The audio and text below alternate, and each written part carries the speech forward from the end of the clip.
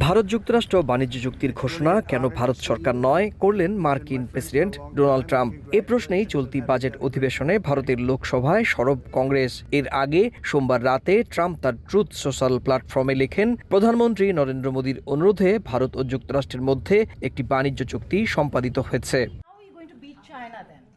ট্রাম্পের দাবি, রাশিয়ার পরিবর্তে যুক্তরাষ্ট্রের কাছ থেকে তেল কিনবে ভারত। এছাড়া মার্কিন পণ্যের শুল্ক কমানোর পাশাপাশি প্রায় $500 বিলিয়ন পণ্য যুক্তরাষ্ট্র থেকে কিনবে ভারত। এত বড় অর্থনৈতিক সিদ্ধান্তের ঘোষণা ভারত সরকার নিজে কেন করল না, সেই প্রশ্ন তুলেছেন কংগ্রেস নেতৃত্ব।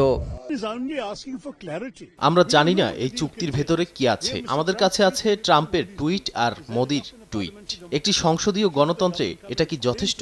সরকারের কি আসা উচিত নয় এবং ভারতের জনগণকে বোঝানো উচিত নয় যে এই চুক্তিতে কি আছে? আমাদের কোনো ধারণাই নেই।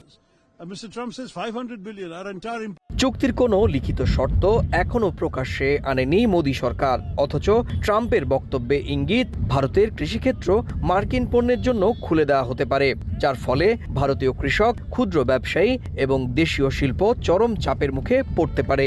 এমন কথাও বলছেন কংগ্রেস নেতৃত্ব। গত বছরের ভারত পাকিস্তান যুদ্ধবিরতির উদাহরণ টেনে এনে ভারতের বিরোধী নেতারা বলছেন, যুদ্ধবিরতির মতো এবার বাণিজ্য চুক্তির ঘোষণাও করলেন ট্রাম্প। রাশিয়া থেকে তেল কেনা বন্ধ করার দাবি নিয়েও দেখা দিয়েছে বিতর্ক। বিরোধীরা বলছেন, ট্রাম্পের বক্তব্য যদি সত্যি হয় তবে যুক্তরাষ্ট্র থেকে বেশি দামে তেল কিনবে ভারত, যার সরাসরি প্রভাব পড়বে দেশীয় অর্থনীতিতে।